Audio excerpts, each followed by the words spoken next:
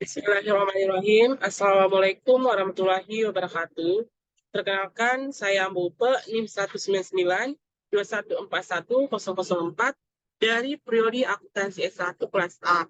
Baik, sini saya akan mempresentasikan hasil dari penelitian saya yang berjudul Analisis Pengaruh Penerapan Sistem Informasi Akuntansi terhadap kinerja keuangan perusahaan PT Garuda Indonesia. Yang pertama, latar belakang.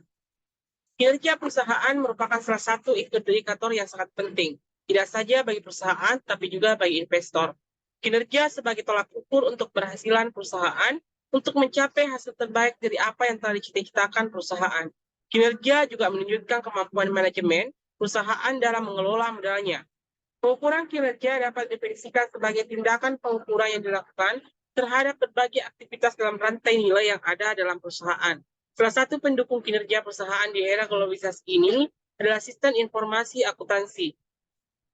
Menurut Romney dan Steinbart pada tahun 2015, penerapan teknologi sistem informasi akuntansi di perusahaan dapat memberikan nilai tambah bagi pengguna dalam bentuk penyediaan berbagai informasi keuangan untuk kegiatan perencanaan, pengendalian, dan pengambilan keputusan perusahaan yang pada akhirnya berdampak pada peningkatan kinerja perusahaan secara keseluruhan. Selanjutnya yaitu rumusan masalah dari penelitian ini, yaitu bagaimana pengaruh penerapan sistem informasi akuntansi terhadap kinerja PT Garuda Indonesia. Kemudian tujuan dari penelitian ini yaitu untuk mengetahui pengaruh sistem informasi akuntansi di PT Garuda Indonesia dan untuk mengetahui tingkat kinerja perusahaan serta untuk mengetahui juga seberapa besar pengaruh dari sistem informasi akuntansi terhadap kinerja keuangan perusahaan pada PT Garuda Indonesia. Manfaat dari penelitian ini, yang pertama yaitu manfaat praktis bagi perusahaan. Penelitian ini bisa menjadi sumber referensi bagi perusahaan dan bisa digunakan untuk mengevaluasi kinerja manajemen perusahaan dengan melihat dampak dari sistem informasi akuntansi yang digunakan perusahaan. Selanjutnya yaitu manfaat praktis bagi teoritis, yaitu untuk menambah pengetahuan dan wawasan mengenai sistem informasi akuntansi perusahaan. Selanjutnya yaitu manfaat teoritis, diharapkan bisa menjadi referensi untuk penelitian berikutnya. Selanjutnya yaitu tinjauan pustaka. Yang pertama yaitu pengertian dari sistem informasi akuntansi itu sendiri.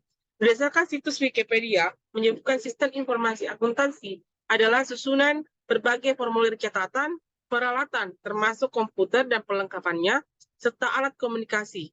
Tenaga pelaksanaannya adalah laporan yang terkoordinasikan secara erat yang didesain untuk mentransformasikan data keuangan menjadi informasi yang dibutuhkan manajemen. Dengan demikian, sistem informasi akuntansi dapat diartikan sebagai suatu kegiatan yang terintegrasi yang menghasilkan laporan dibentuk data transaksi bisnis yang diolah dan disajikan sehingga menjadi sebuah laporan keuangan yang memiliki arti bagi pihak yang membutuhkannya. Selanjutnya yaitu tujuan dan manfaat dari sistem informasi akuntansi. Tujuannya itu terdapat tiga tujuan sistem informasi akuntansi. Yang pertama yaitu guna memiliki setiap kewajiban sesuai dengan otoritas yang diberikan kepada seseorang. Yang kedua yaitu setiap informasi yang dihasilkan merupakan bahan yang berharga bagi pengambilan keputusan manajemen. Yang ketiga, sistem informasi diperlukan untuk mendukung kelancaran operasional perusahaan sehari-hari. Selanjutnya, manfaatnya yang pertama yaitu untuk melakukan pencatatan atau recording transaksi dengan biaya theoretical seminimal mungkin dan menyediakan informasi bagi pihak internal untuk pengelolaan kegiatan usaha serta para pihak yang terkait atau stockholder or stakeholder.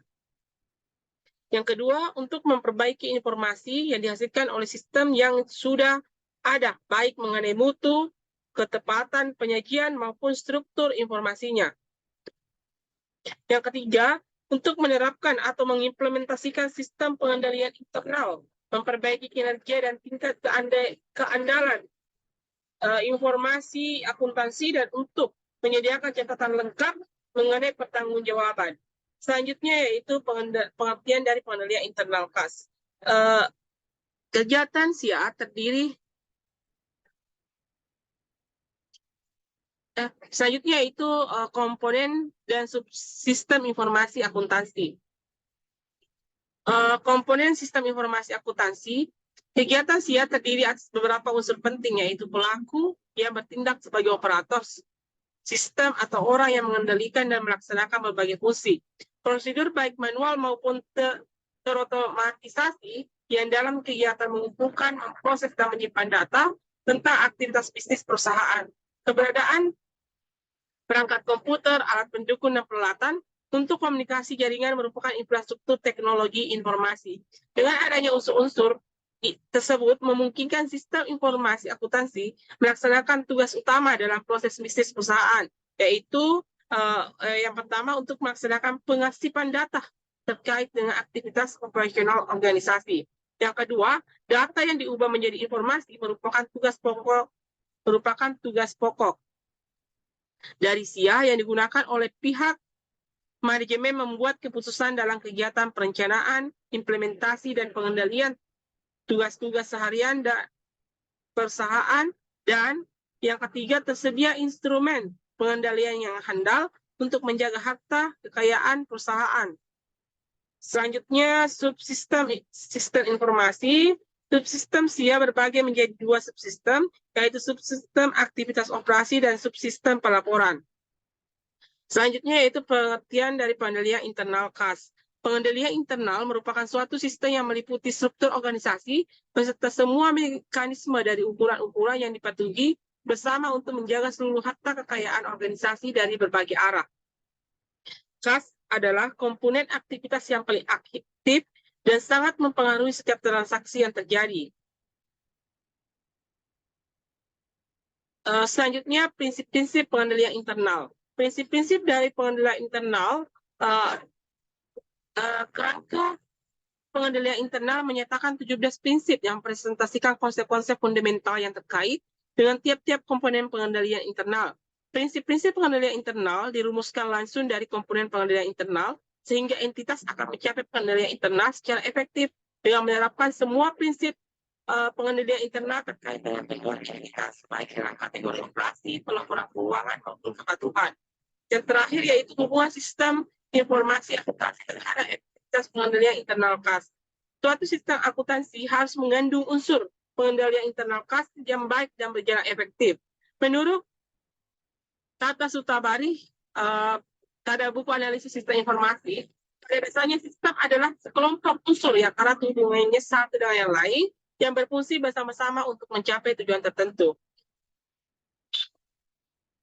Pengendalian internal merupakan bagian yang tidak terpisahkan dari sistem informasi akuntansi. Tanpa dukungan sistem informasi yang memadai, pengendalian internal terutama kas tidak berjalan efektif sehingga tidak menghasilkan informasi yang handal dalam mengambil keputusan. Sistem pengendalian internal yang diterapkan pada sistem informasi akuntansi sangat berguna untuk mencegah dan menjaga hal-hal yang tidak diinginkan. Selanjutnya, penelitian sebelumnya, yaitu yang pertama Cynthia Hartina pada tahun 2017, di mana judul dari penelitian dia yaitu penerapan sistem informasi akuntansi terhadap efektivitas pengendalian internal kas pada PDAM Tirta Wampu Kabupaten Langkat. Yang kedua yaitu Yesi Aulia, yang dimana judulnya yaitu perancangan sistem informasi akuntansi penjualan pada CV Jaya Palembang. Selanjutnya yaitu jenis dan sumber data. Yang pertama, data yang digunakan dalam penelitian ini adalah data kualitatif. Yang kedua, sumber data yang digunakan adalah oleh penulis adalah penelitian ini adalah data sekunder. Selanjutnya, metode pengumpulan data. Yang pertama, metode latur-latur.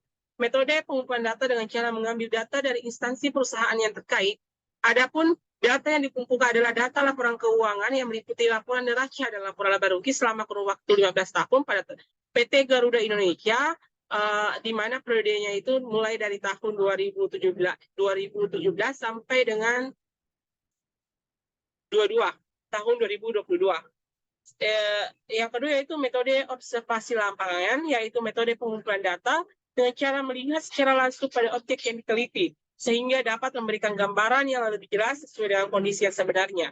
Hasil observasi diharapkan mampu menggali persepsi karyawan terhadap sistem informasi manajemen maupun sistem informasi akuntansi. Yang selanjutnya itu instrumen penelitian. Instrumen penelitian, peneliti menggunakan instrumen penelitian yang pertama yaitu observasi, yang kedua dokumen, yang ketiga wawancara. Selanjutnya yaitu teknik analisis data. Berdasarkan data teknis analisis data yang digunakan dalam penelitian ini yaitu teknik analisis deskriptif. Pada metode deskriptif ini, analisa dilakukan mengumpulkan dan menyusun data, tapi juga meliput analisis dan interpretasi tentang arti data sehingga dapat memberikan mengenai permasalahan yang diteliti, yaitu sistem informasi akuntansi efektivitas pengendalian internal kas pada PT Garuda Indonesia Tbk. Kualitas yang diperoleh teknik analisis data yang digunakan adalah deskriptif, yaitu teknik yang menggambarkan data dengan kata-kata atau kalimat yang dipisah-pisahkan menurut kategori untuk memperoleh kesimpulan. Pada pelaksanaannya, analisis data ini bersifat terbuka. Dikatakan terbuka karena terbuka bagi perusahaan, perbaikan dan penyempurnaan berdasarkan data yang baru masuk. Terima kasih atas kesempatan yang telah diberikan. Itulah tadi hasil dari penelitian saya. Cukup sekian. Assalamualaikum warahmatullahi wabarakatuh. Terima kasih.